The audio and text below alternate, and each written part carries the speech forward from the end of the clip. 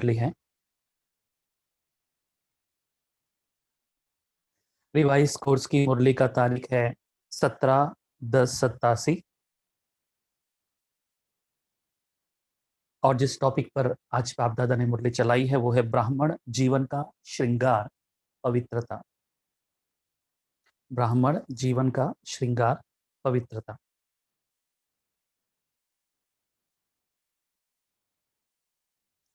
कह रहे हैं बाबा, आज बाप दादा अपने विश्व के चारों ओर के विशेष होनहार पूज्य बच्चों को देख रहे हैं। सारे विश्व में से कितने थोड़े अमूल्य रत्न पूजनीय बने हैं। पूजनीय आत्माएं ही विश्व के लिए विशेष जहान के नूर बन जाते हैं।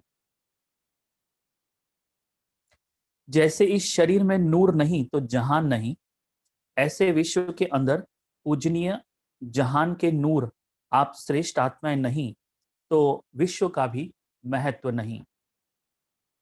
स्वर्ण युग व आदि युग व सतो प्रधान युग, नया संसार आप विशेष आत्माओं से आरंभ होता है। आप पूज्य आत्माएं संसार के लिए नई रोशनी हो।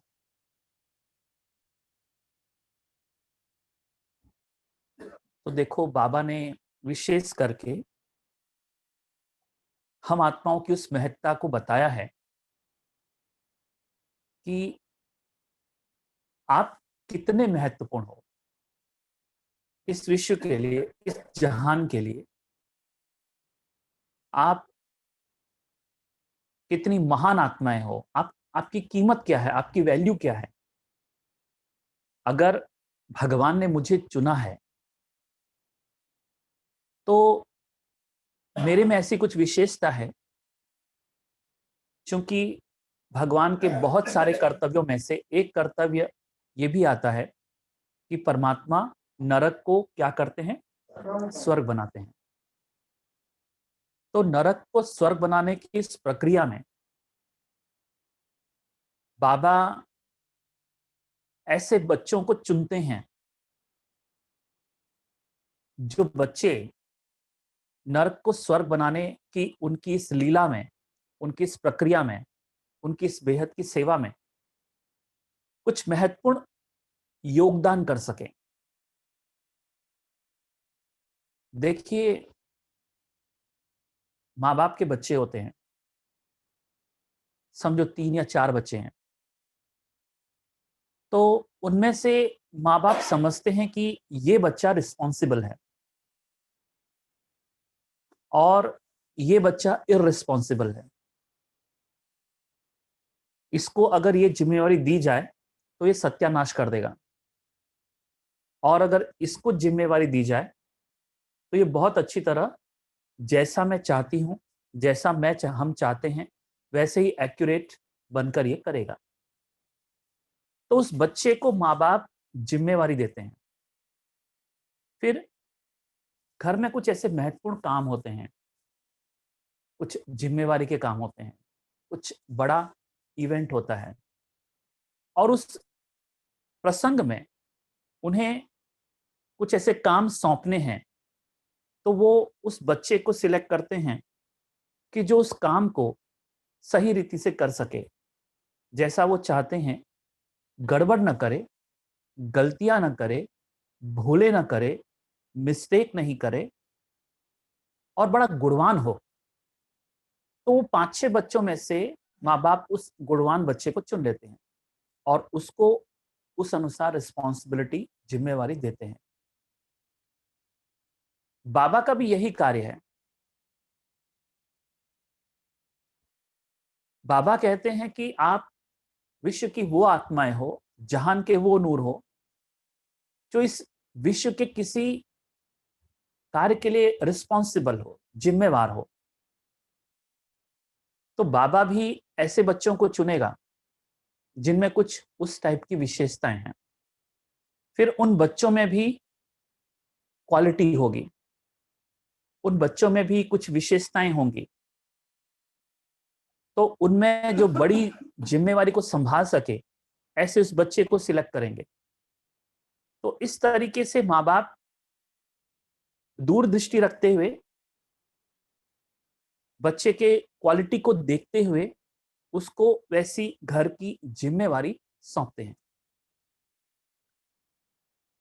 अब जब बाबा ने हमारी महिमा की कि आप पूजनीय हो, जैसे माँ बाप बच्चे को कहते हैं, देख तू भी उस बड़े से सीख, या कई बार बड़े को कहते हैं तू भी छोटे से सीख। देखिए छोटा कितना अच्छा संभालता है, तू तो अलबेला है, तू नहीं कर पा रहा है ये, देखो कैसे करता है। फिर माँ बाप समझाते हैं, देख इसकी ट्रेनिंग की कोई जरूरत नहीं, अगर तेरी आंखें पावरफुल हो, अगर सीखने की प्रवृत्ति हो, सीखने की जिद हो, तो तू सिर्फ देख कर भी सीख सकता है, तुझे किसी ट्रेनिंग सेंटर में जाने की जरूरत नहीं है। तो ऐसे ही बाबा भी हमसे क्या कहते हैं कि जो गुणवान है तो गुण चोर बनो। कौन सा चोर? गुण चोर बनो। जब गुणवान सेवाधारियों के बीच में रहते हो तो उनसे सीखो, और जितना हो सके मौन में सीखो। मौन में तुम्हें बहुत ज्यादा ट्रेनिंग की जरूरत नहीं होती, और अगर सीखना है तो मौन एक अच्छा वातावरण है, आप किसी से भी सीख सकते हो।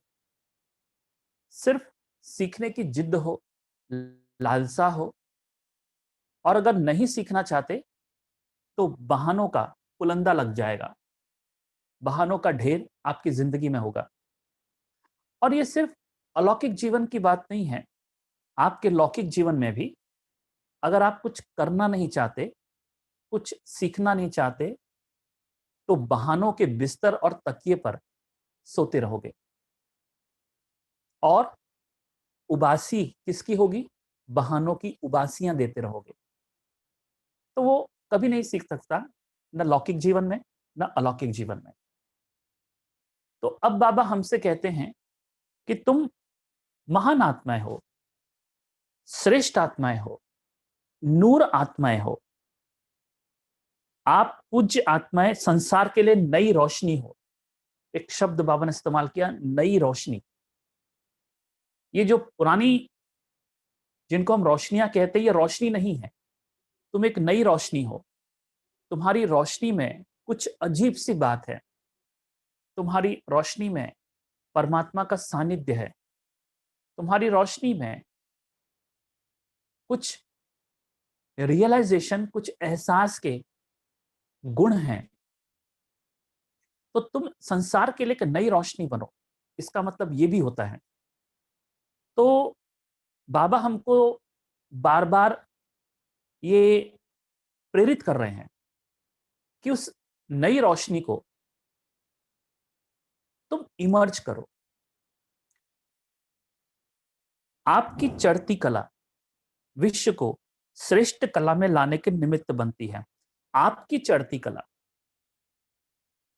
आप अपने आप को देखें कि मैं चढ़ती कला में हूं, उतरती कला में हूं, गिरती कला में हूं, मैं अपग्रेड हो रहा हूं, मैं अपने आप में से ही एक नए वर्जन को डेवलप कर पाया हूं क्या? देखिए एक समय था जब माताएं बहनें चूल्हा फूका करती थी, फिर बाद में थोड़ा मॉडिफिकेशन किया, तो माताएं बहनों ने पाइप लेकर के चूल्हा जलाना शुरू किया। बरसात में सबसे ज्यादा तकलीफ, क्योंकि लकड़ियां गीली होती थी। और कभी कभी माताएं अपना अनुभव सुनाती है, बहुएं अपना अनुभव सुनाती हैं, खास करके गांव में रहने वाले, कि हमें चक्कर आ जाता था। आज तो हम बैठे बैठे प्राणायाम करते हैं, उनका प्राणायाम तो सुबह उठते ही चूल्हे चौके में हो जाता था। उनकी वही कपालभाति थी। उनकी कपालभाति वही थी, पाइप ले लो और चूल्हे को फूंकते रहो, इतना फूंको कि चक्कर आ जाए। और उसी चूल्हे पर पूरे परिवार के लोग उसी चूल्हे पर रोटियां सीखती थी, उसी चूल्हे पर भोजन बनता था और पूरा परिवार खाता था। लेकिन एक वो माँ या एक वो माता या एक या दो बहुएं जो भी हैं, वो फूंकना बहुत जरूरी था। लकड़ियां सूखी हों तो जलती थी, फिर भी उनको जलाने के लिए प्रयास करना पड़ता था। आज के जैसे घासलेट वगैरह नहीं था। आज तो आपने खाली आपको उंगलियों पर आपका स्टोव जल जाता है। मतलब जहां तक हम अगर धन की बात करें, साधनों की बात करें, आप एक लाइटर जलाते हो और इग्नाइट हो जाता है आपका बर्नर। उसमें आंच कितनी रखनी है, खाली हाथ पैर का कुछ काम नहीं है, खाली उंगलियों का काम है। आपका स्मार्टफोन उंगलियों पर आ चुका है, अब तो लाइटर की भी जरूरत नहीं है। आप खाली बटन से टुक टुक करो तो इग्नाइट हो जाता है। और वो भी ना हो तो आपके पास आजकल इलेक्ट्रॉनिक आपका स्टोव आ गया है, तवा आ गया है, सब कुछ है। तो ये जो डेवलपमेंट हुई, एक नया वर्षन, एक नई बात, एक नई चीज आई। तो जब साधनों में भी नवीनता आ गई है, तो जो साधक है वो अपनी नवीनता में क्यों नहीं जंप कर रहा है? तो एक नई रोशनी वो कौन सी हो सकती है? बाबा ने कहा, तुम्हारी चढ़ती कला, ये चढ़ती कला ही विश्व के लिए नई रोशनी होगी। इसके लिए मुझे पूरा फोकस अपने आप पर देना है। मैं रोज चढ़ती कला में जा रहा हूं। क्या मैंने ऐसे पुरुषार्थ के स्टेप्स, क्या मैंने ऐसे पुरुषार्थ के कदम, क्या मैंने ऐसे पुरुषार्थ की सीढ़ियां स्ट्रक्चर्ड कर दी हैं, बना दी हैं, या जैसे हैं वैसे ही हैं? देखिए, एक बात आप पक्का कर लीजिए कि इस यज्ञ में कुछ कभी नहीं बदलेंगे। मुरलियां परमधाम से उतरे या मुरलियां आप इंटरनेट से पढ़ लो, देख लो, समझानी परमात्मा दे दे, बाबा दे दे, या बाबा के बच्चे दे दें, पर उनमें अनंत काल तक, और हम तो कहें अंत तक, कभी बदलाव नहीं आएगा। कुछ हैं बदलेंगे। एक वो उन्होंने अपनी सीमा तय कर दी है, हमको इतना ही करना है, और उनसे उतना ही होगा, ज्यादा नहीं हो पाएगा। क्लास में भी बहुत मुश्किल आ सकेंगे, वो मुश्किल से आ सकेंगे। और अभी तो आपको ऑनलाइन सुविधा मिली है।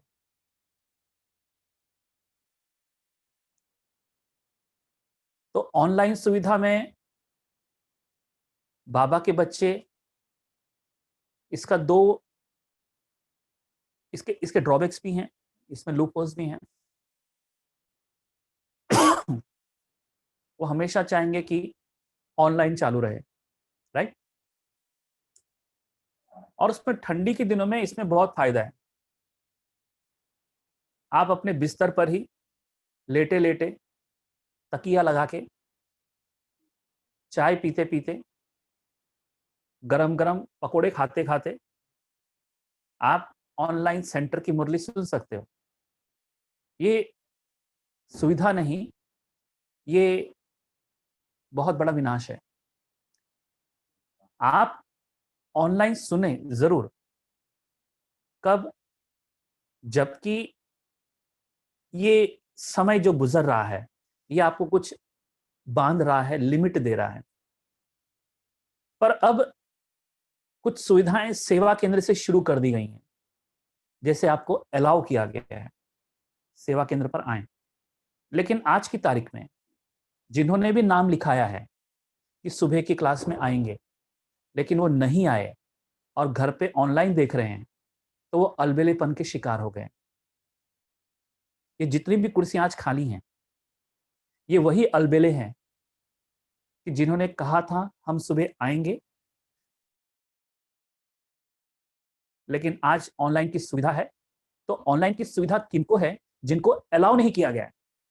कुछ रिस्ट्रिक्शंस दीदी ने व्हाट्सएप में दिए, उनके लिए ठीक है, लेकिन जिनको कहा आप आ सकते हैं और नहीं आ रहे हैं, ये वो अलबेले बाबा के बच्चे हैं जो अपने अलबेलेपन के शिकार हैं, न कि सेंटर की सुविधाओं के या दुविधाओं के। मेरी बात समझ रहे हैं आप? क्योंकि आज अगर मैं संख्या भी गिनूं तो हमने 20 से 25 की संख्या आपको अलाउ कर दिया है, लेकिन आप बैठे कितने हो? तो जिनको अलाउ किया है मतलब उनको आना ही है, वो एक्सक्यूज नहीं दे सकते। और एक्सक्यूज कब होगा? जब उनके अंदर में अलबेलेपन का शिकार हो जाएंगे, वो आलस का शिकार, वो बिस्तर नहीं छोड़ सकते। अब जितना बिस्तर में जाते जाओगे तो उतना बिस्तर ही आपका परम धाम हो जाएगा, बिस्तर ही में आपका योग हो जाएगा। आप सब कुछ चाहोगे कि बिस्तर पर ही करें, उठना बैठना खाना देखना सोना, तो ऐसा जो आलस है वो आपको कभी सेवा केंद्र पर नहीं लाएगा। और अगर सेवा केंद्र फुल फ्लेज में चालू भी हो गया तो भी वो कहेंगे ऑनलाइन अच्छा था। मेरी बात समझ रहे हैं? इसका इसका ड्रॉबैक भी है। देखो ये सुविधा भी है, पर ये कहीं किसी हद तक कभी दुविधा भी बन जाती है। मेरा प्रश्न केवल उन्हीं से है जिन्होंने नाम लिखाया है, लेकिन क्योंकि कुछ हमने वेटिंग में रखा हुआ है, क्योंकि वो भी चाहते हैं कि हम यहाँ पर पहुंचे, वो यहाँ पर पहुंचे वो भी चाहते हैं, लेकिन हमने उन्हें रोक के रखा है। हमने कहा है नहीं, कुछ लोगों को हमने कहा है तो ओवर क्राउड हो जाएगा, तो इसलिए ये करके वो दूसरे का भी हक मार रहे हैं, वो दूसरे को भी रोक रहे हैं। या तो वो सीधा दीदी से कह दें कि हम नहीं आ पाएंगे सुबह, तो हम वो कुर्सी किसी को या वो स्थान किसी को अलाउ अलाउ कर देंगे। तो भाव ये है, मैं ये आपको क्यों बता रहा हूं कि कुछ नहीं बदलेंगे, वो आलस के शिकार हो जाएंगे, अलबेलेपन के शिकार हो जाएंगे, प्लानिंग बुद्धि नहीं होगी, या कहेंगे सुबह देरी से उठा। क्यों देरी से उठा? क्योंकि तुमने रात को कोई प्लानिंग नहीं की। देखिए, अगर मुझे सुबह क्लास में पहुंचना है, ये टाइम पर पहुंचना है, मुझे रात को प्लानिंग करनी है। वे कपड़े धुले हुए नहीं थे, कपड़े प्रेस नहीं थे, इसका मतलब रात को आप बिल्कुल अलबेलेपन में सोए थे। भाई सुबह मुझे टाइम न लगे, मुझे अपना झोला तैयार कर देना है, मुझे अपना बैग तैयार कर देना है, मुझे अपने कपड़े तैयार कर देने हैं, मुझे अपना बैच तैयार कर देना है, और वो सब चीज़ मुझे इतने बजे उठना है, इसके लिए मुझे अलार्म लगाना है, ये इतने बजे उठना है तो ही मैं इतने बजे सेंटर पर पहुंच पाऊंगा। इस तरीके से अपने जीवन में अनुशासन जो नहीं ला सकते, तो अनुशासन के बदले उनके जीवन में अलबेलापन आएगा। ये कुर्सियां ये कुर्सियां उसी की सूचक हैं।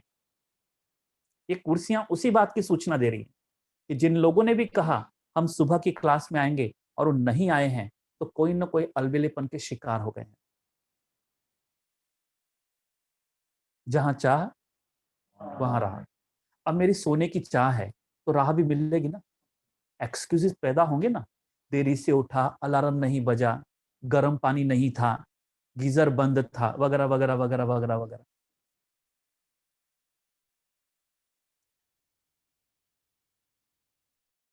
देश की सीमाओं पर, -डिग्री पर देश की रक्षा करने वाले हमारे वीर,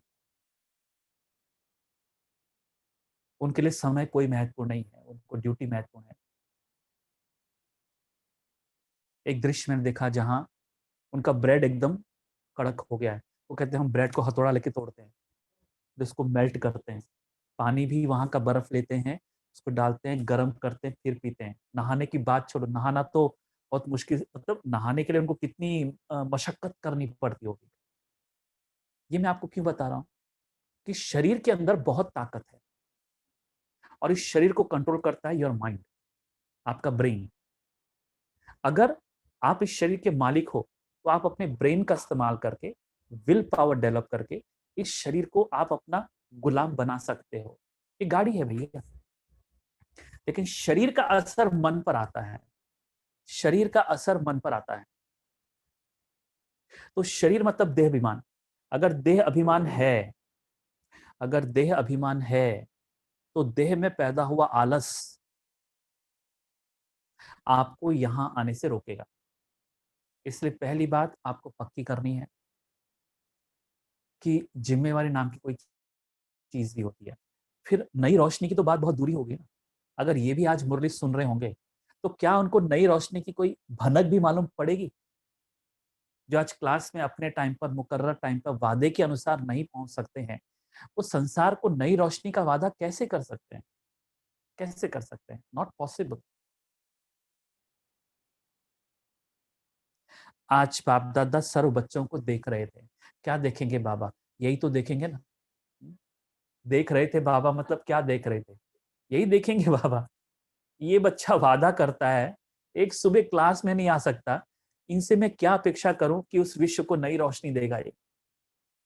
देवी देवता बनने की पर हाथ खड़े करने की तो बात ही दूर, वो तो नकलची हो जाएंगे। आज बाप दादा सर्व बच्चों को देख रहे थे। हमको लगता है हमारे चेहरे को बाबा देखता होगा, धोया है कि नहीं धोया है। बाप दादा देख रहे थे, मतलब ये वादा करता है, अलबेलापन है, प्लानिंग बुद्धि नहीं है, जो काम करना है योजना नहीं है, जो काम कर रहा है, जो सेवा कर रहा है, उसमें भी कितनी खटर पटर करता रहता है, ये सब बाबा देख रहा है। ब्राह्मण बनना अर्थात पूज्य बनना, क्योंकि ब्राह्मण सो देवता बनते हैं और देवताएं अर्थात पूजनीय। सभी देवताएं पूजनीय तो हैं, फिर भी नंबरवार जरूर है। अब बाबा ने कहा इन जनरल आप सभी पूजनीय हो, लेकिन एक शब्द बाबा ने ऐड कर दिया, नंबरवार। किन देवताओं की पूजा विधि पूर्वक और नियमित रूप से होती है और किन्हों की पूजा विधि पूर्वक नियमित रूप से नहीं होती। अब देखो इसमें भी कैटेगरी आ गई। किन्हीं देवताओं की पूजा बहुत सिस्टमेटिक होती है, सिस्टम के साथ वगैरह होती है, लेकिन कोई कोई देवताओं की पूजा या देवियों की पूजा विधि पूर्वक और नियमित रूप से भी नहीं होती है। किन्हों के, अब बाबा कंपेयर कर रहे हैं, देखो बच्चों में कंपेयर कर रहे हैं। किन्हों के हर कर्म की पूजा होती है और किन्हों के हर कर्म की पूजा नहीं होती है। भक्ति मार्ग के देवी देवताओं की बात बाबा कर रहे हैं। कोई का विधि पूर्वक हर रोज श्रृंगार होता है और कोई का श्रृंगार रोज नहीं होता है।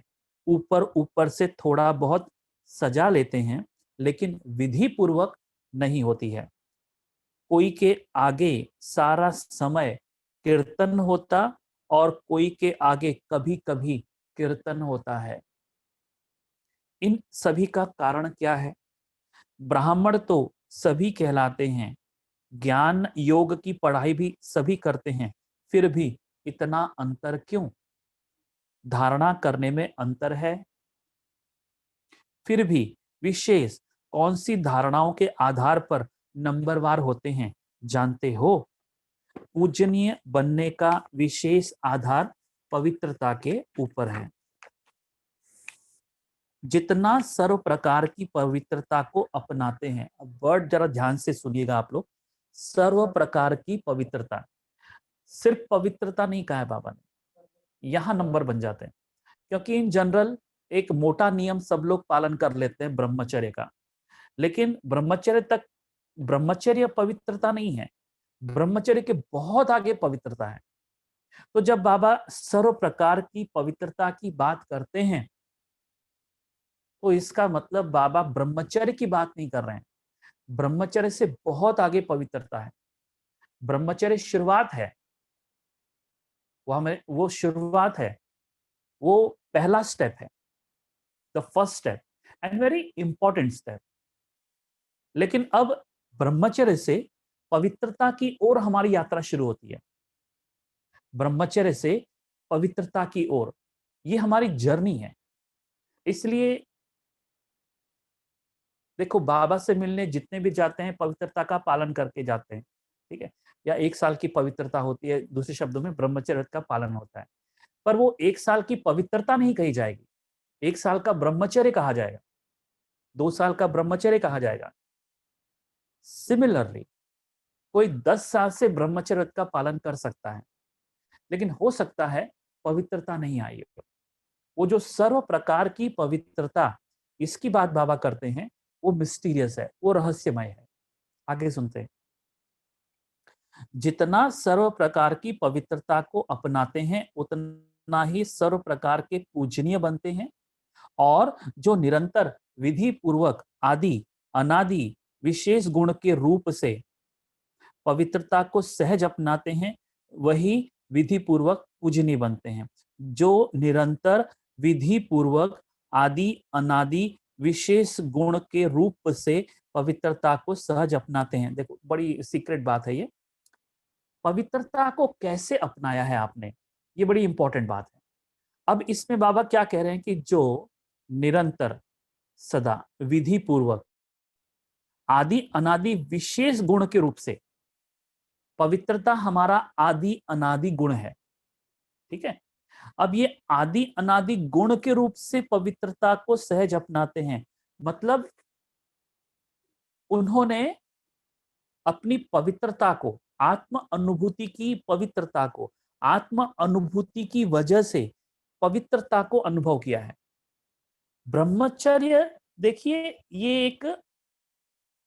ये बहुत मैकेनिकल है। ब्रह्मचर्य मतलब ये एक शरीर से रिलेटेड बात है, लेकिन पवित्रता आत्मा से रिलेटेड बात है। इसमें इसमें थोड़ा सा हम सूक्ष्मता में हम इस बात को समझने की कोशिश करें। शरीर ब्रह्मचर्य का कनेक्शन शरीर से है, पवित्रता का कनेक्शन आत्मा से है। आप ब्रह्मचर्य का पालन करते हैं, ठीक, अब लेकिन आप आत्मा तक नहीं पहुंच पा रहे हैं, आप आत्म अनुभूति तक नहीं पहुंच पा रहे हैं, तो आप पवित्रता तक नहीं पहुंच पाएंगे, क्योंकि ब्रह्मचर्य में पवित्रता नहीं है। ब्रह्मचर्य उस पवित्रता तक पहुंचने का एक डोर है, एक एक सुरंग है, एक माध्यम है, ठीक है, एक नियम है, जो नियम तुम्हें मदद करता है आत्मा की पवित्रता तक पहुंचने का। इसलिए अगर ब्रह्मचर्य व्रत का पालन नहीं है तो आत्मा की पवित्रता आपको अनुभव में नहीं आएगी, आप उससे वंचित रह जाओगे। और हमारी आने वाली दुनिया का आधार क्या है? पवित्रता है। अब बाबा कहते हैं, देखो बाबा की ये बात स्पष्ट हो जाती है। अगर पवित्रता का कनेक्शन, अगर पवित्रता का कनेक्शन मतलब यहां बाबा क्या कह रहे हैं, आदि अनादि गुण के रूप से है, यानी आपका आदि अनादि जो स्वरूप है, आपका जो अनादि स्वरूप है, मेरा अनादि स्वरूप में आत्मा हूं, ओके।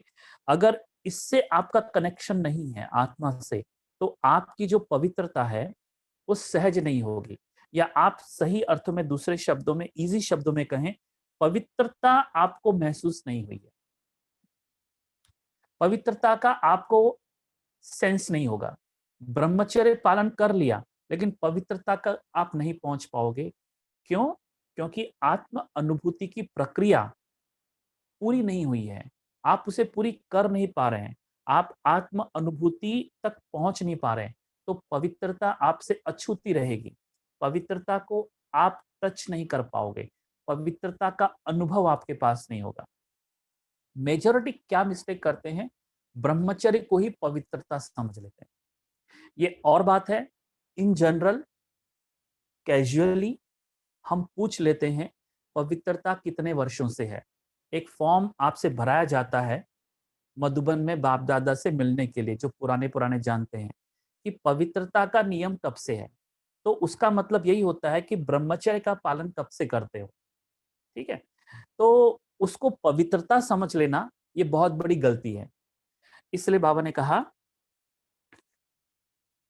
अनादि विशेष गुण के रूप से पवित्रता को सहज अपनाते हैं, वही विधि पूर्वक पूज्य बनते हैं। सर्व प्रकार की पवित्रता क्या है, अब बाबा आगे इसको क्लियर कर रहे हैं कि जो आत्माएं सहज स्वतः हर संकल्प में, बोल में, कर्म में, सर्व अर्थात ज्ञानी और अज्ञानी आत्माएं सर्व के संपर्क में सदा पवित्र दृष्टि, पवित्र वृत्ति, वाइब्रेशन से यथार्थ संपर्क संबंध निभाते हैं, इसको ही सर्व प्रकार की पवित्रता कहते हैं। यानी बाबा क्या कह रहे, देखो जो आत्माएं एक तो सहज रूप से, मतलब डिफिकल्ट नहीं लग रहा है उनको, सहज, ओके, स्वतः ऑटोमेटिकली, खास पुरुषार्थ नहीं कर रहे हैं, खास सोच नहीं रहे हैं, खास उसके लिए कोई थिंकिंग क्रिएट नहीं कर रहे हैं, स्वतः ऑटोमेटिक हर संकल्प में, मतलब उनको खास अपने संकल्पों पर ध्यान देने की जरूरत नहीं पड़ रही है, उसको हम स्वतः कहेंगे। हर संकल्प में, हर बोल में जो भी वो बोलते हैं, वो तोल तोल कर नहीं बोलते हैं, सोच सोच कर नहीं बोलते हैं। मतलब उनके बोल इतने सहज हैं कि उन्हें, अरे मैंने निगेटिव बोल दिया, अरे मैंने गलत बोल दिया, इस प्रकार से पश्चाताप, प्रायश्चित और गिल्ट, ये उनको नहीं होता है। मतलब उनके बोल सहज पवित्रता से कनेक्ट हो गए हैं। कर्म में, फिर कर्म में भी पवित्रता आ गई है। फिर आगे बाबा ने क्या कहा, ज्ञानी और अज्ञानी दोनों के संपर्क में आते ऐसी मनो अवस्था उनकी मेंटेन है। सर्व प्रकार के संपर्क में, इसको ही सर्व प्रकार की पवित्रता कहते हैं। अब देखिए, कहां ब्रह्मचर्य, कहां पवित्रता, समझ में आई बात? ब्रह्मचर्य और पवित्रता में बहुत अंतर है। अगर पवित्रता मंजिल है तो ब्रह्मचर्य उसका पहला कदम है, the first step, and the last step is purity. और वो कौन सी प्यूरिटी है? आत्मा की प्यूरिटी। और आत्म अनुभूति की प्यूरिटी कैसे छलकेगी, ये लक्षण बाबा ने बताया। ज्ञानी और अज्ञानी दोनों के कनेक्शन में आते हुए भी उनकी वृत्ति, दृष्टि, वाइब्रेशन, उनके संकल्प, सहज बोल, इन सब में वो पवित्रता आ जाएगी। इसको ही सर्व प्रकार की पवित्रता कहते हैं।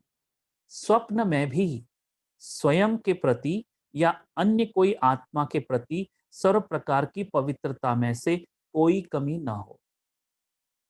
मानो स्वप्न में भी ब्रह्मचर्य खंडित होता है, व किसी आत्मा के प्रति किसी भी प्रकार की ईर्ष्या व आवेश के वश कर्म होता है या बोल निकलता है, क्रोध के अंश के रूप में भी व्यवहार होता है, तो इसको ही पवित्रता का खंडन माना जाएगा। अब देखिए, ब्रह्मचर्य का खंडन और पवित्रता का खंडन, बाबा फोकस किस पर करा रहे हैं आज? पवित्रता कैसे खंडित होती है। अब इसको बाबा ने क्या कहा, किसी आत्मा के प्रति किसी भी प्रकार की ईर्ष्या, अगर मुझे आपसे ईर्ष्या है तो मेरी पवित्रता क्या हो गई? खंडित हो गई।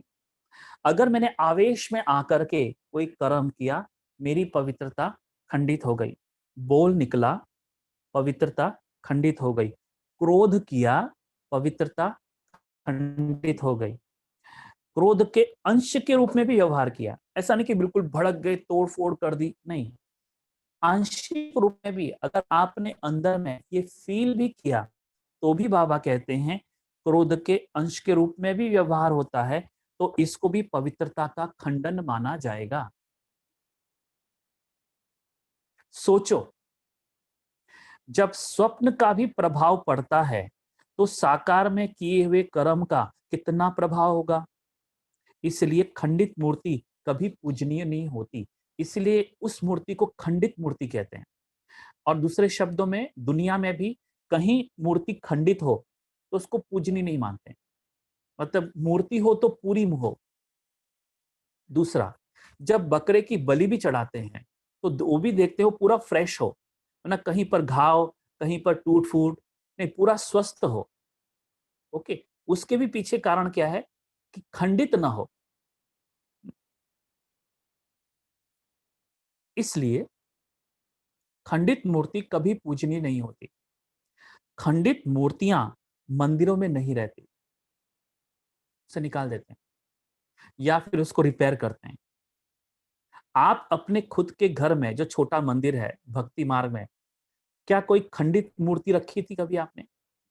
क्या कभी किसी पंडाल में आपने ऐसे गणपति को देखा जिसका एक उंगली थोड़ा टूटा हुआ था, थोड़ा सा इस प्रकार? नहीं, उसको रिफ्रेश करते हैं या तो उसको पेंट करते हैं। पेंट भी पूरा एकदम व्यवस्थित करते हैं कि जहां कोई प्रॉब्लम नहीं हो, क्योंकि उस मूर्ति को जिसका पेंट निकल गया, कुछ खरोंच निकल गई, तो उसको कौन सी मूर्ति माना जाएगा? खंडित मूर्ति माना जाएगा। अब हम बाबा के बच्चे जब यहाँ पर ज्ञान सुन रहे हैं, तो हमारी पवित्रता का खंडन इन कारणों से होता है। ईर्ष्या, द्वेष, आवेश के बोल, क्रोध के अंश के रूप में बोला गया बोल, तो मेरी पवित्रता क्या हो गई? खंडित हो गई।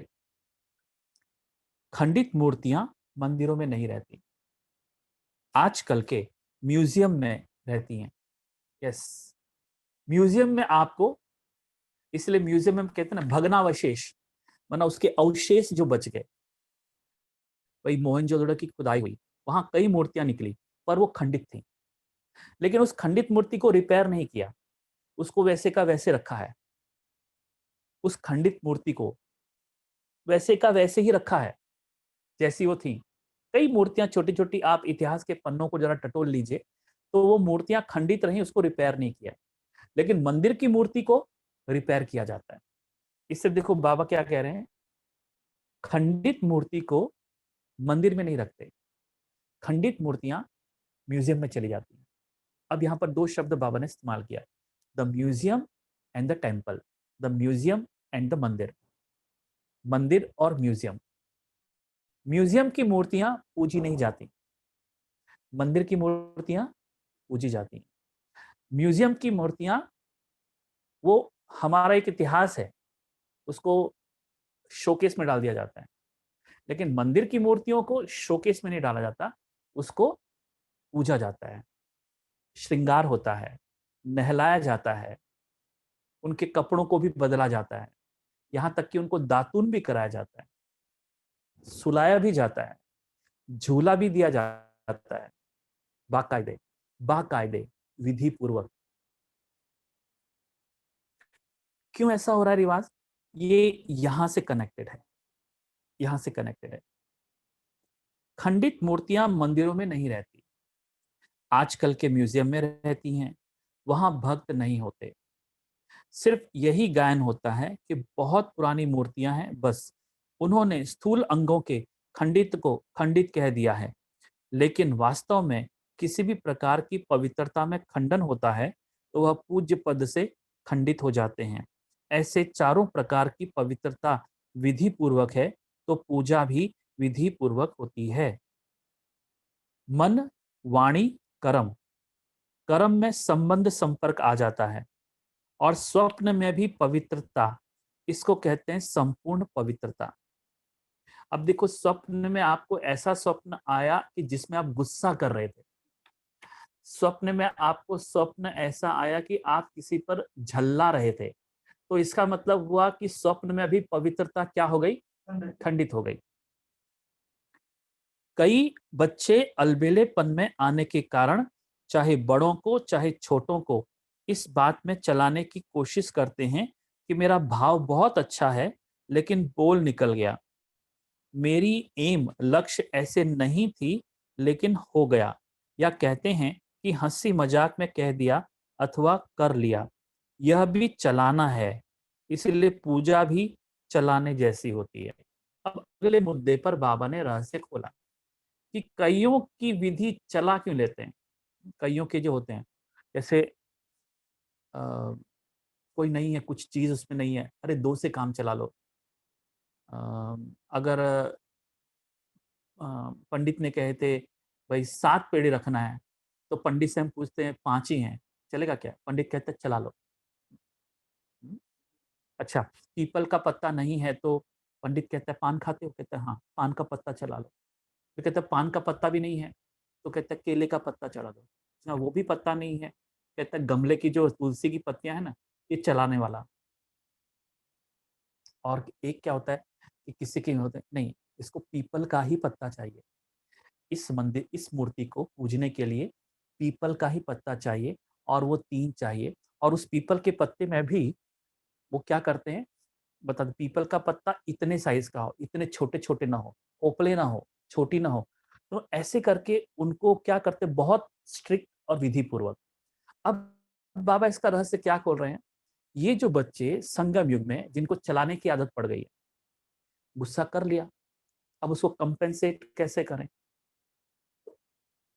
क्या है, देखो बुरा मत मानना, ये मेरा मतलब मैंने ऐसे ही बोल दिया था, मैं थोड़ा मजाक किया था।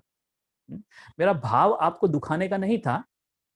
ऐसा, तो ये क्या है, चलाना, ये लोमड़ी चाल है, धूर्त जिसको कहते हैं, जो अपनी कमजोरियों को छिपाने के लिए, अपनी कमजोरियों को छिपाने के लिए इस टाइप की शैली को, इस टाइप की भाषा को, इस टाइप के तौर तरीके का इस्तेमाल करता है।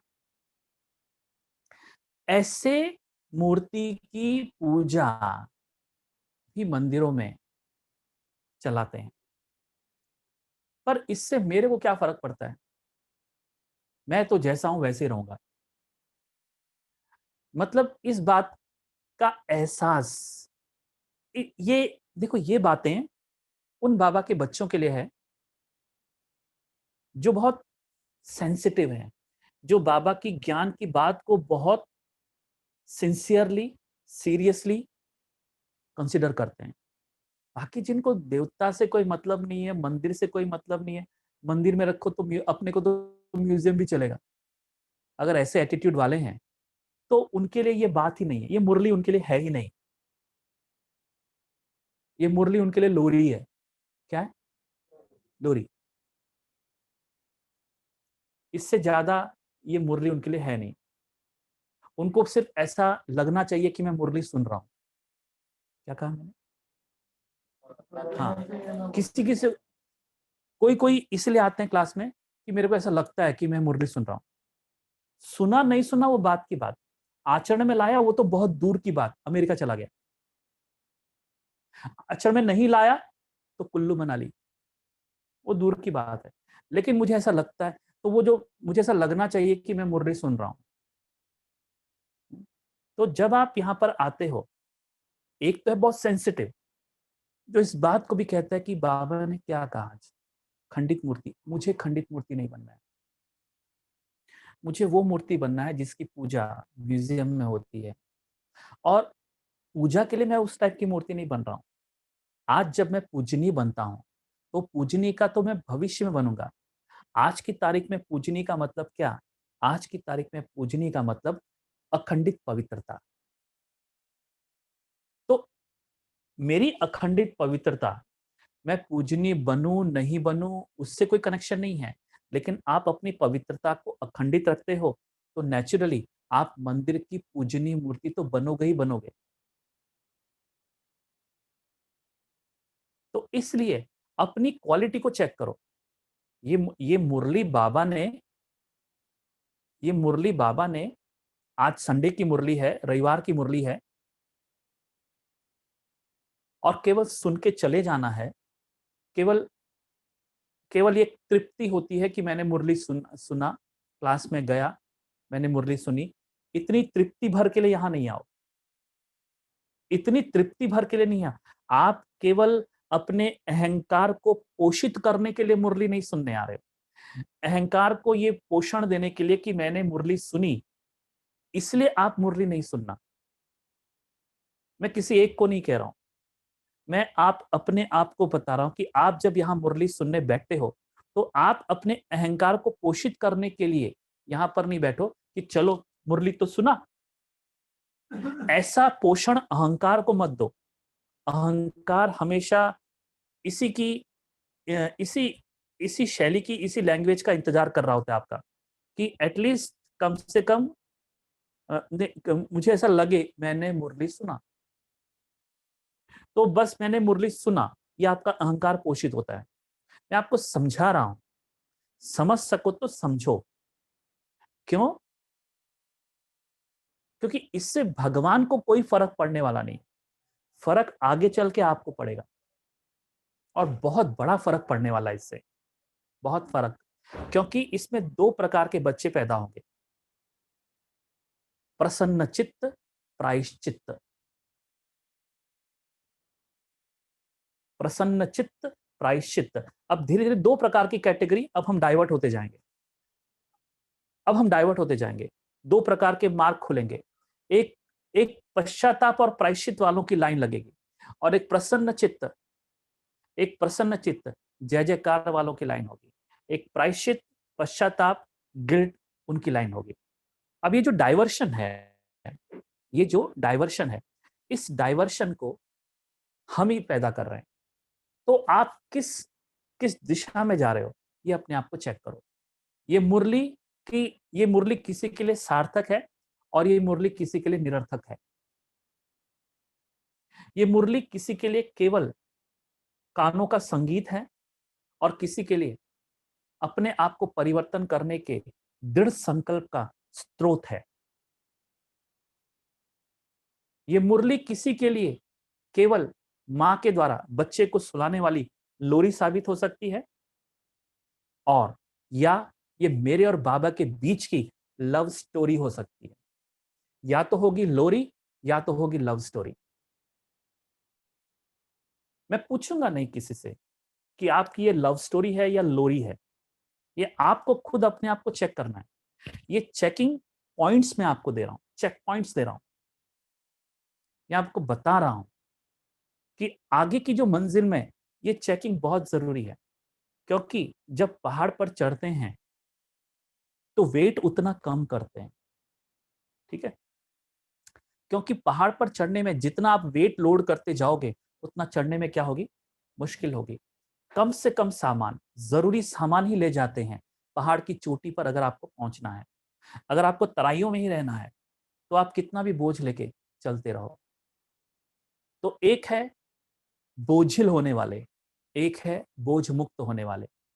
अब आपकी जीवन की दिनचर्या, अब आपका ध्यान इस पर होना चाहिए कि मैं अपने बोझ को धीरे धीरे कम करते जाऊं, ताकि पहाड़ की चोटी मेरी मंजिल हो।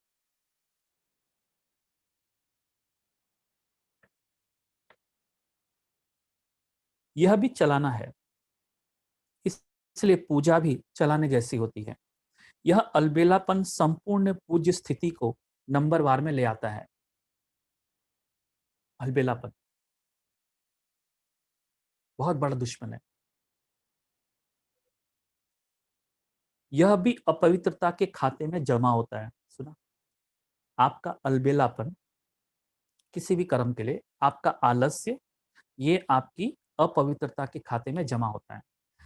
अगर आप पवित्रता से कंसर्न हैं, अगर आपको लगता है पवित्रता मेरा निजी गुण है, इस पवित्रता को मुझे नूरिश करना है, तो ये वाक्य आपके लिए सार्थक है। अगर आपको इससे कोई मतलब नहीं है, ये वाक्य आपके लिए निरर्थक है। दुनिया में एक कहावत है, काला अक्षर भैंस बराबर। इसको उल्टा कीजिए, भैंस के लिए ही काला अक्षर होता है, काला अक्षर भैंस नहीं होता है। भैंस को ही काला अक्षर दिखाई पड़ता है, ये भैंस की अनुभूति है। इसी मुरली से 60 साल का बुजुर्ग नारायण बना, मुरली से एक साधारण सी कन्या लक्ष्मी बनी। इसी मुरली से हमारी दादियां संपूर्णता के करीब जा रही हैं, और इसी मुरली को सुन करके लोग अच्छी खासी नींद करके भी जाते हैं, क्योंकि रात भर योग कर रहे थे। जहां तक मुझे लगता है, तमस खाना, तामसिक जीवन, तामसिक बोल। और जब मैं तामसिक की बात करता हूं तो उसका मतलब क्या, तामसिक विचार, व्यर्थ विचार, निगेटिव विचार, सारा दिन बड़बड़ बड़बड़। तो ये तामसिकता इतना हावी हो जाती है कि मुरली सुनते वक्त आपकी नींद को तोड़ने की काबिलियत इसमें बिल्कुल नहीं होती। अगर मुझे क्लास में नींद आती है, पुरुषार्थ करो। अगर कंटिन्यू है, आप कुछ नहीं कर रहे हो, आप खाली दिल को तसल्ली देने यहाँ आ रहे हो कि मैंने मुरली सुनी। पर कैसे सुनी, कितनी अंदर गई, इस हफ्ते मुरलियों को सुनकर परिवर्तन क्या लाया, क्या आप इसको स्कैन कर सकते हो? देखिए, आज कंपनी कॉर्पोरेट लेवल इतनी इतनी ये कंपनी का जगत, उद्योग का जगत इतने हाई लेवल पर पहुंच गया है। वो अपना 3 महीने का, 6 महीने का, क्वार्टरली, ईयरली, हाफ ईयरली, इन सब का वो क्या करते हैं, प्रोडक्शन। भाई कितना टर्नओवर हुआ हमारा, कितना निकला, क्यों निकला। और आजकल तो टाइम ब्लॉकिंग है। टाइम ब्लॉकिंग मतलब इतने टाइम में मेरे को ये काम कर ही लेना है, इसके लिए मुझे इतना मैन पावर चाहिए। इतनी प्लानिंग बुद्धि हो गई है, इतनी प्लानिंग बुद्धि हो गई इस उद्योग जगत में, बहुत सिस्टम आ गया है। लेकिन आज हम 6 साल से, 4 साल से, 8 महीने से अमृत वेला नहीं कर पा रहे हैं। हम क्लास में, हमारी वही नींद की खर्राटे चालू है। इसका मतलब इसका मतलब यही हुआ कि हमें पुरुषार्थ से कोई मतलब नहीं रहा अभी। हमें पुरुषार्थ से कोई मतलब नहीं रहा। सिर्फ हमारे अंदर में हम अपने अहंकार का पोषण कर रहे हैं। और वो पोषण क्या कहता है? तूने आज मुरली सुन ली, दैट्स ऑल।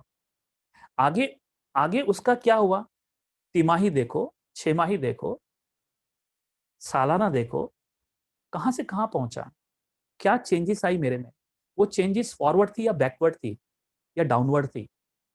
जब तक इस टाइप की बुद्धिमत्ता आप नहीं रखोगे, तो मुरली आपके लिए कभी भी सार्थक और सामर्थ्य वाली मुरली कभी नहीं होगी। इस मुरली में सामर्थ्य होते हुए भी आपने अपनी बुद्धि की मलिनता की वजह से इसे निरर्थक और प्रभावहीन बना दिया। तो मुरली तो वही है जो परमधाम से उतरती है, और उसी मुरली को सुनकर नारायण पैदा हुआ, नारी लक्ष्मी पैदा हुई, राम पैदा हुए, सीता पैदा हुई। और उसी मुरली को सुनकर हम यहाँ पर अपने भीतर में चेंजेस नहीं ला पा रहे हैं। तो ये हर उस व्यक्ति पर निर्भर है कि वो इस सुनी हुई मुरली का इस्तेमाल करके अपने आप में मार्जिनल, ट्रांसफॉर्मेशनल कितना चेंज ले आता है। इसके लिए हमको डेली बेसिस पर, ईयरली बेसिस पर, आवरली बेसिस पर हमें अपने प्रमोशन को, हमें अपनी प्रगति को, हमें अपने पुरुषार्थ को चेकिंग करने की आदत आज से ही कल्टीवेट करनी है। दुनिया में कहा जाता है, पहले आप आदत बनाते हो, फिर आदत आपको बनाती है।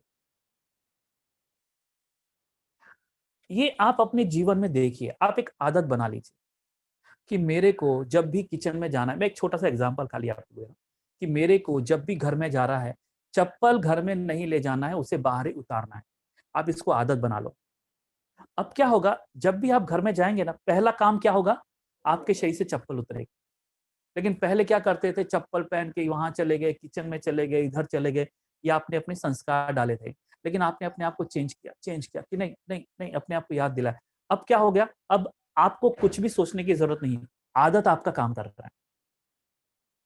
भाई, जब भी मेरे को भोजन करना है, मुझे बाबा को याद करके भोजन खाना है। पहले वही खाना शुरू कर दिया, टीवी देखना शुरू कर दिया, लेकिन आपने आदत डाली, आदत डाली, आदत डाली। अब जब भी पानी भी पियोगे ना, तो बाबा की याद में पियोगे। ये आदत डालो।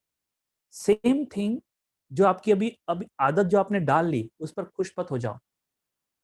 आदत बन गई, अब आदत के अनुसार सब कुछ हो रहा है, उस पर खुश मत हो जाओ। अब ध्यान वहां दो जो आपकी आदतों में सम्मिलित नहीं है।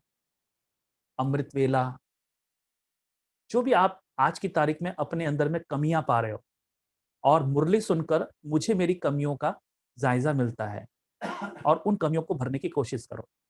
ये कोई इनकम टैक्स का रूल नहीं है कि आपको अपनी कमी भरनी है। ये कोई आपको पेनल्टी नहीं है, ये कोई आपको दंड नहीं है कि आपको सुबह उठना है। लेकिन आपको इस बात को सेंस करना है कि मुझे सुबह क्यों उठना है, क्या जरूरत है उठने की, इससे इससे मेरा जीवन कैसे कनेक्ट होगा, कैसे प्रभावित होगा। मैंने देखा है कि अगर आप अमृत वेले दिल से उठते हो, सिंसियरली करते हो, तो आपके सारे दिन में जो समस्याएं हैं, उन समस्याओं के प्रति आपका दृष्टिकोण बदलना शुरू हो जाएगा। जहां आप झुंझलाते थे, जहां आपका डिसीजन मेकिंग नहीं था, जहां आप प्रभावित हो जाते थे, लोगों के प्रभाव से अपने डिसीजन बदल लेते थे, वहां पाओगे कि अब आप आपका डिसीजन खुद लेते हैं, पावरफुल लेते हैं, और उस पर प्रभावित होने लगे हो। मन शांत रहने लगा है। अगर अमृत वेला अगर अमृत वेला पूरी अवेयरनेस के साथ किया जाए, तो अमृत वेले भी करने के बहुत ढंग हो सकते हैं, लेकिन अगर अमृत वेला पूरी अवेयरनेस के साथ, पूरी जागृति के साथ किया जाए, तो वो अमृत वेला आपकी लाइफ का सही अर्थों में अमृत देने वाला वेला हो जाएगा। अमृत देने वाला वेला। और उसी अमृत को हम सारा दिन क्या करते रहते हैं? कंज्यूम करते रहते हैं। अमृत बटता है अमृत वेले। उस अमृत से गागर भरो, और उसी अमृत को सारे दिन में उसका रसपान करो, और आप पाओगे कर्म क्षेत्र में वही अमृत आपका काम कर रहा है। कोई आपको उल्टा बोल दिया, किसी ने आप पर ब्लेम कर दिया। कर्म क्षेत्र है, माताओं को घर का बात, भाइयों को अपने नौकरी का, जहां आप धंधे पर जाते हैं, धन कमाते हैं, कई ऊपर नीचे के होते, आप कैसे रिएक्ट करते हो?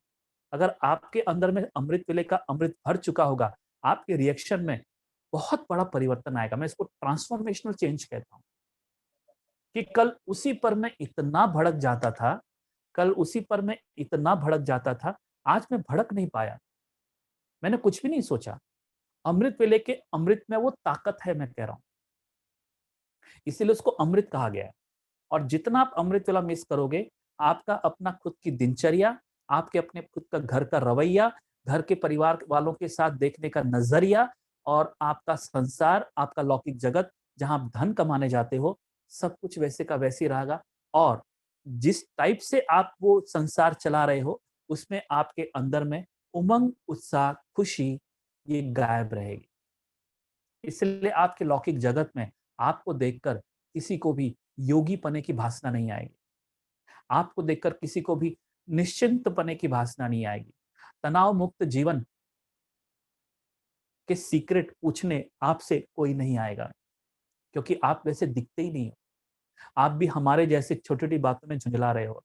आप भी हमारे जैसे छोटी-छोटी बातों में तू-तू, मैं-मैं पर उतर आते हो। आप भी बहुत बड़बड़ करते हो।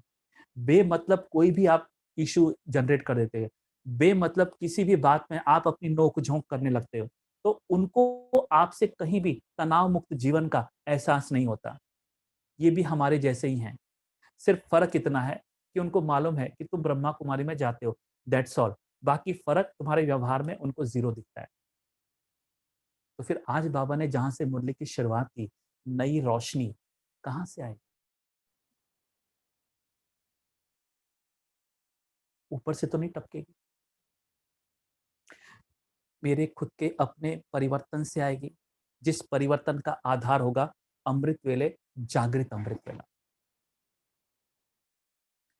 यह अलबेलापन संपूर्ण पूज्य स्थिति को नंबरवार में ले आता है।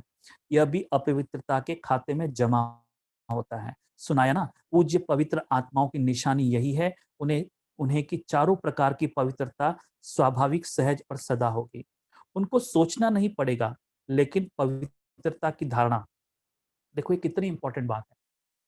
उनको सोचना नहीं पड़ेगा, लेकिन पवित्रता की धारणा स्वतः ही यथार्थ संकल्प, बोल, कर्म और स्वप्न लाती है। देखो इसको समझने की कोशिश करो। यथार्थ अर्थात एक तो युक्ति युक्त, दूसरा यथार्थ अर्थात हर संकल्प में अर्थ होगा, बिना अर्थ नहीं होगा। ऐसे नहीं कि ऐसे ही बोल दिया, निकल गया, कर लिया, हो गया। ऐसी पवित्र आत्मा सदा हर कर्म में अर्थात दिनचर्या में यथार्थ युक्ति युक्त रहती है। अब देखो इसको समझने की कोशिश करते हैं। ये ज्यादा इंपॉर्टेंट है। उनको सोचना नहीं पड़ेगा, लेकिन पवित्रता की धारणा स्वतः ही यथार्थ संकल्प, मतलब मेरे को सोचना नहीं पड़ेगा। अभी ये बंदा यहाँ पर है, मेरे को अभी ऐसे बोलना है। ये सोच रहे हो आप। बाबा ने बोला है यथार्थ बोलना है, तो मैं सोचूंगा यथार्थ बोलना मतलब ये, यथार्थ बोलना मतलब ये, यथार्थ बोलना मतलब ये, अभी मैं ऐसे बोलूंगा। ठीक है, ये एक हो गया। दूसरा बाबा क्या कहते हैं, अगर पवित्रता की धारणा हो गई, अगेन मैंने कहा ब्रह्मचर्य नहीं, बहुत दूर है पवित्रता ब्रह्मचर्य से लेकर। अगर पवित्रता की धारणा हो गई, तो आपको सोचने की जरूरत नहीं पड़ेगी। ये पवित्रता की धारणा, फिर बाबा ने एक वर्ड दिया, स्वतः ही, ऑटोमेटिकली जो संकल्प निकलना चाहिए, जो संकल्प यथार्थ होगा, वो अपने आप निकलेगा। आपकी आप प्लान नहीं करोगे कि ये यथार्थ, ये अयथार्थ। ऐसी एनालिटिकल जो बुद्धि है, ऐसी विश्लेषणात्मक जो बुद्धि है, वो खत्म हो जाएगी। अब आप सोच सोच के नहीं बोलोगे, तोल तोल के नहीं बोलोगे, जैसे कि दुनिया में कहा जाता है, तोल तोल के बोल, सोच सोच के बोल, सोच समझ के बोल। ये आपकी जिंदगी से हट गया, क्योंकि आप पवित्रता की धारणा में आ गए। तो आपके मुख से वही बोल निकलेंगे जो यथार्थ होंगे। आपको वर्कशॉप करने की जरूरत नहीं पड़ेगी, आपको विचार सागर मंथन करने की जरूरत नहीं पड़ेगी कि यथार्थ बोल किसको कहते हैं। बोल बोल भी अपने आप यथार्थ निकलेंगे। कर्म और स्वप्न सबको प्रभावित करती है पवित्रता। पवित्रता ये आत्मा की अनुभूति से महसूस हुई पवित्रता की बात हो रही है। युक्ति युक्त बोल होंगे, इसको युक्ति युक्त बाबा कहते बोल होंगे। इसलिए पूजा भी उनके हर कर्म की होती है, अर्थात पूरे दिनचर्या की होती है। उठने से लेकर सोने तक भिन्न भिन्न कर्म के दर्शन होते हैं। जैसे अभी कहा आपसे, दातुन भी हो तो वो भी दर्शन करते हैं लोग, उनके हर कर्म दर्शनीय हो जाते हैं। अगर ब्राह्मण जीवन की बनी हुई दिनचर्या प्रमाण कोई भी कर्म यथार्थ व निरंतर नहीं करते तो उसके अंतर के कारण पूजा में भी अंतर पड़ेगा।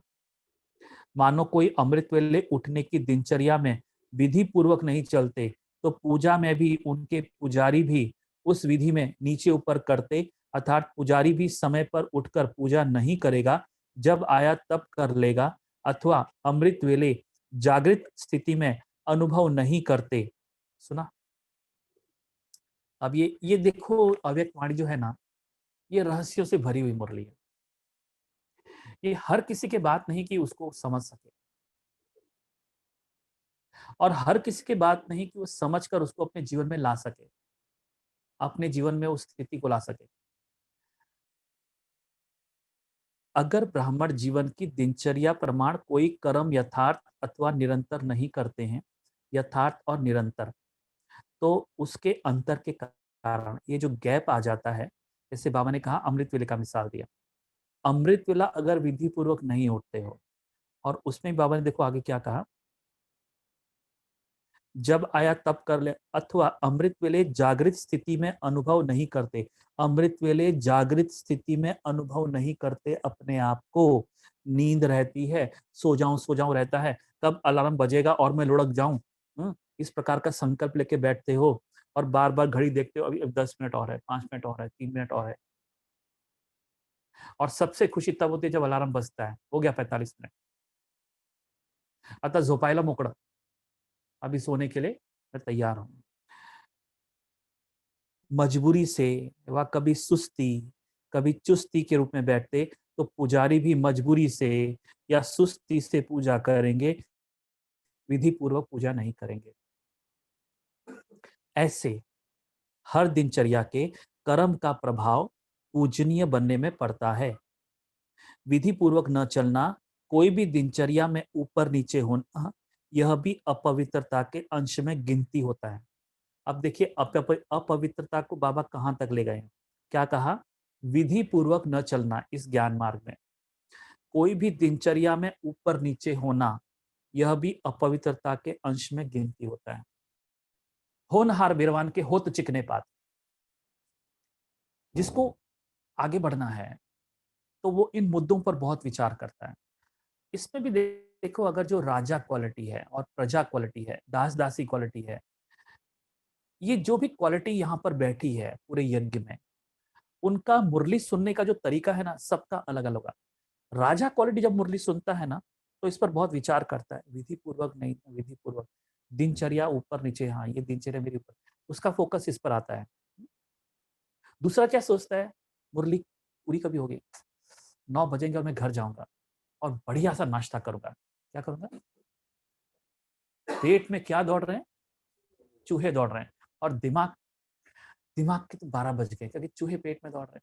अब ये एक हो गया। अब ये दास दासी क्वालिटी, एक सोचा है, और एक गहरी पॉइंट मिल रही है, बड़ी रहस्यमय होती है बाबा की मुरली, ये आज समझ में आ रहा है, कितना डिटेल में बाबा समझाते हैं। तो वो राजा क्वालिटी वाला, उसके सुनने का तरीका अलग होगा, प्रजा क्वालिटी वाला उसका सुनने का तरीका अलग होगा, और फिर चांडाल क्वालिटी भी बैठती है। सुना है ना आपने, बाबा ने बोला उसका सुनने का तरीका, साहूकार क्वालिटी बैठती है, उसका सुनने का तरीका अलग अलग होगा। तो विधि पूर्वक न चलना, कोई भी दिनचर्या में ऊपर नीचे होना, यह भी अपवित्रता के अंश में गिनती होता है। ये उसके लिए बहुत सीरियस बात होगी, जो राजा क्वालिटी बनना चाहता है उसके लिए मुद्दा, ये पॉइंट अंडरलाइन वाला होगा। यह भी अपवित्रता के अंश में गिना जाता है, वो कहेगा ओहो, ये भी अपवित्रता के अंश में गिना जाता है, इसका मतलब पवित्रता कितनी हाई लेवल की चाहिए। तो उसके लिए बहुत एनर्जेटिक पॉइंट है। नाउ आई विल ट्राई,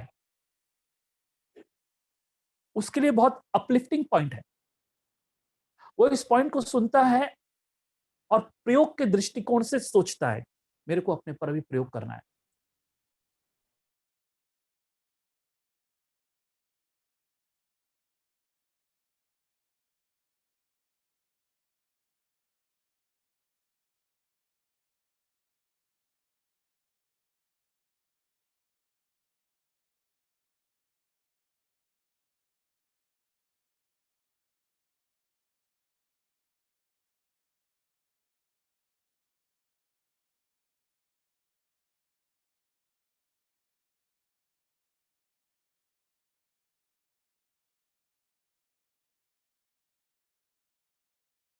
कोई किस ढंग से सोच रहा है। इसलिए किसी ने कहा कि यू आर यूनिक। आप जैसा पूरे 5000 साल में कोई पैदा नहीं होता। You are incomparable. आपका किसी से कंपैरिजन किया ही नहीं जा सकता है। आप अपने जैसे इंसान हो, भले सिर हो या नहीं हो, लेकिन सिर भी क्वालिटी वाला होता है। पागलों के जेल में जाइए, वहां एक पागल दूसरे पागल से नहीं मिलेगा। एक पागल की क्वालिटी अलग होगी, दूसरे की अलग होगी। होगी कि नहीं? ये आप स्वीकार करते हो? लेकिन कहेंगे पागल घर, जेल में जाइए जहां पर लोगों ने बड़े खतरनाक क्राइम किए हुए हैं, लेकिन वो जो क्राइम किया हुआ है वो अलग अलग टाइप का होगा। और वहां पर क्राइम की भाषा ऐसी चलती है, तू कितने को मार गया है? वो कहता 15 का मर्डर किया है। मतलब कुछ नहीं, मैंने 40 का मर्डर किया है। फिर वो ये भी पूछते हैं मर्डर कैसे किया उसका? वो कहता है शूट कर दिया गोली से। मतलब कुछ भी नहीं, मैंने तो उसको मारा, उसके टुकड़े किए, उसका कीमा बनाया, उसको पेटी में डाला और कुत्तों को खिला दिया। है, मानना पड़ेगा। मर्डर की क्वालिटी। मेरी बात समझ रहे हैं? ये वहां इसलिए आप दुनिया में यूनिक हो। अगर नारायण भी एक यूनिक है। एक है नारायण, दूसरा है नालायक। दो, एक है नारायण और दूसरा है नालायक। लेकिन नालायकों में भी कई क्वालिटी होगी। टिपिकल। अब जैसे नारायण है, हम सभी भी यहाँ पर बैठे हुए, हम सब क्या कहते हैं? मुझे नर से क्या बनना है? नारायण बनना है। हर व्यक्ति यहाँ पर बैठा हुआ कहता है। लेकिन जो नारायण हम बनेंगे, तो हम भी किसी न किसी अर्थों में नारायण बने हैं। लेकिन वो जो पहला नारायण है और मैं जो नारायण हूं, उन दोनों में क्या होगा? अंतर होगा, क्वालिटी में फर्क पड़ जाएगा। इसलिए इसलिए दुनिया में कहते हैं यू आर यूनिक। आप जैसा इस संसार में दूसरा मिल ही नहीं सकता। कैसे मिलेगा? क्या आपका थंब इंप्रेशन मिल सकता है, मैच हो सकता है? आपके आधार कार्ड में क्या लिया गया? इवन ये अंगूठा और ये अंगूठा, जबकि हाथ आपके ही हैं, ये दोनों अंगूठे मैच नहीं होते। बायोमेट्रिक आजकल निकला है, आपकी आंखों को रेटिना के आधार पर आपका आईडी बनाया जाता है। आपकी इस उंगली के जो हैं और इस उंगली, सॉरी, इस उंगली के जो हैं, इन दोनों में क्या है? इन दोनों की अगर आप इंप्रेशंस देखेंगे, दोनों अलग अलग हैं। तो इसका मतलब ये जो मेरी उंगली है, ये पूरे 5000 साल में इसके इंप्रेशन दोबारा रिपीट नहीं होंगे। इसको बाबा ने कहा प्रकृति। तो जब मेरी खुद की दो उंगलियां एक जैसी नहीं हो सकती, मेरे खुद के दो आंख एक जैसे नहीं हो सकते, तो मेरा पूरा शरीर, मेरा पूरा जीवनचर्या, ये कितनी यूनिक है कि इसके जैसा दूसरा नहीं हो सकता। इसलिए आप विशेष आत्मा हो इस अर्थ में भी, अगर आप देवी देवता बनते हैं, और आप इस अर्थ में भी विशेष हो कि आप शैतान हो। पवित्रता की धारणा बहुत महीन है। अब बाबा निष्कर्ष पर उतर रहे हैं। पवित्रता की धारणा बहुत महीन है। पवित्रता के आधार पर ही कर्म की विधि और गति का आधार है। पवित्रता सिर्फ मोटी बात नहीं है। ब्रह्मचारी रहे या निर्मोही हो गए, सिर्फ इसको ही पवित्रता नहीं कहेंगे। देखो बाबा ने फिर उसको कुरेदा है, फिर उसको क्लियर करने की कोशिश की है कि ब्रह्मचारी रहे या निर्मोही हो गए, इसको ही पवित्रता नहीं कहेंगे।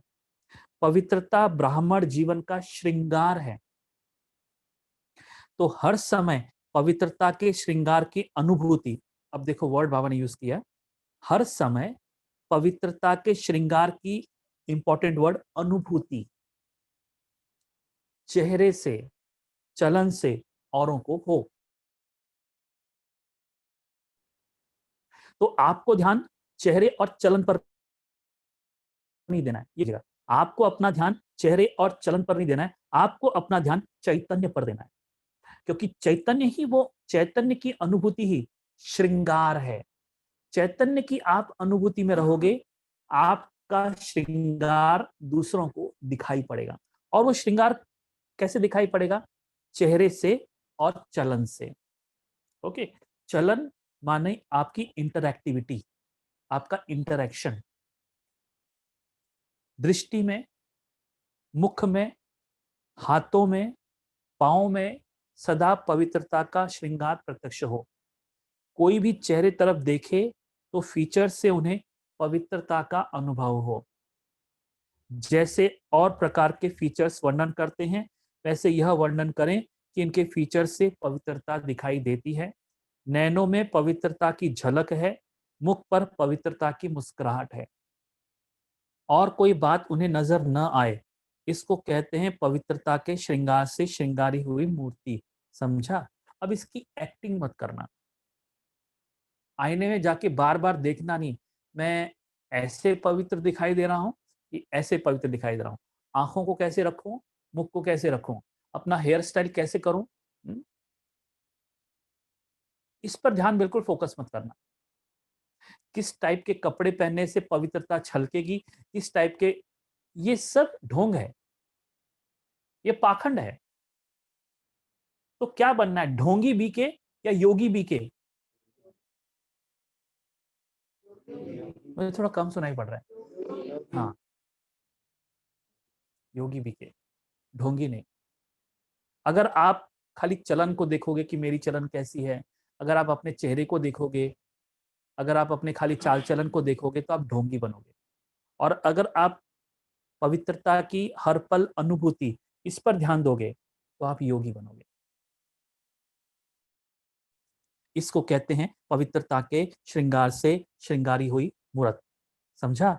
पवित्रता की तो और भी बहुत गुह्यता है। अब बाबा कहते हैं इतना ही बस नहीं है, इसकी और भी बहुत गुह्यता है, वह फिर सुनाते रहेंगे। कौन से साल की मुरली सुन रहे हो? 87 की मुरली, 87 की मुरली है। बाबा ने कहा पवित्रता पर सुनाया, पर इतना ही काफी नहीं, क्योंकि ज्यादा सुनाऊंगा तो डैश डैश डैश डैश। इसलिए बाबा ने कहा जस्ट वेट, मैं आगे सुनाता रहूंगा। और बाबा ने सुनाया भी है। 87 साल पूरा होने के बाद बाबा ने और भी सुनाया है, सुनाते रहेंगे। जैसे कर्मों की गति गहन है, पवित्रता की परिभाषा भी बड़ी गुह्य है, और पवित्रता ही फाउंडेशन है। अच्छा, ओम शांति। चारों ओर के परम पूज्य श्रेष्ठ आत्माओं को, सर्व संपूर्ण पवित्रता के लक्ष्य तक पहुंचने वाले तीव्र पुरुषार्थी आत्माओं को, सदा हर कर्म में विधि पूर्वक कर्म करने वाले सिद्धि स्वरूप आत्माओं को, सदा हर समय पवित्रता के श्रृंगार में सजी हुई विशेष आत्माओं को बाप दादा का स्नेह संपन्न याद प्यार स्वीकार हो। आज का वरदान है, कर्म द्वारा गुणों का दान करने वाले, कर्म द्वारा गुणों का दान करने वाले डबल लाइट फरिश्ता भव। देखिए वरदान क्या कह रहा है आपसे कि कर्म के द्वारा भी आप गुणों का दान कर सकते हो। और देखा जाए तो कर्म ही वो चीज है जिसके द्वारा आप गुणदान कर सकते हो। सुनते हैं बाबा क्या समझा रहे हैं। जो बच्चे कर्मणा द्वारा गुणों का दान करते हैं, उनकी चलन और चेहरा दोनों ही फरिश्ते की तरह दिखाई देते हैं। वे डबल लाइट अर्थात प्रकाशमय और हल्केपन की अनुभूति करते हैं। उन्हें कोई भी बोझ महसूस नहीं होता। इंपॉर्टेंट बात, मैं कर्म कर रहा हूँ, धन कमा रहा हूँ, 50 लोगों के बीच मुझे इंटरेक्शन करना पड़ता है, कुछ ऐसी भी बात होती है, जैसे मैंने पहले सुना है ब्लेम गेम होता है, तो उन्हें लेकिन कोई भी बोझ महसूस नहीं होता है। बोझ तो बहुत कुछ है, बहुत कुछ करना है, बहुत कुछ पेंडिंग इश्यूज हैं, लेकिन उन्हें बोझ महसूस ही नहीं होता है।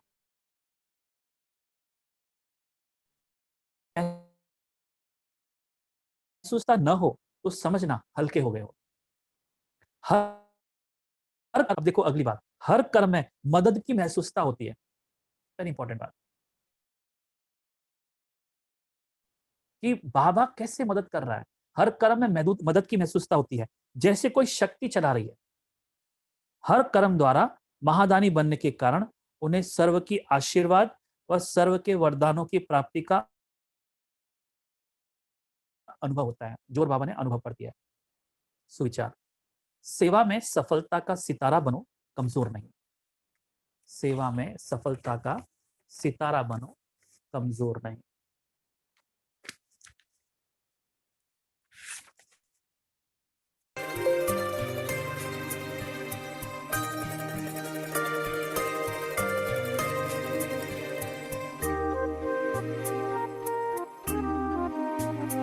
जो प्यार मिला मुझे तुमसे,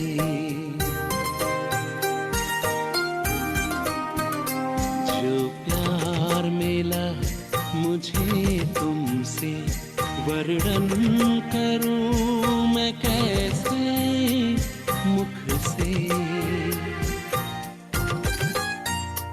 जो प्यार मिला मुझे तुमसे, वर्णन करूं मैं कैसे मुख से। ये दिल जानता है बाबा, दिखता है जो नैनों के नूर से। जो प्यार मिला मुझे तुमसे,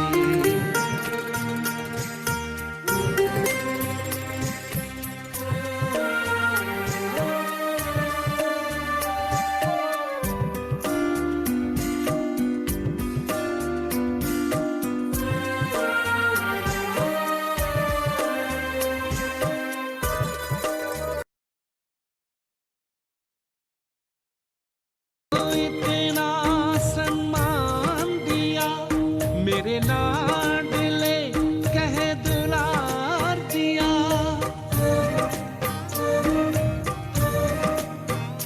मुझको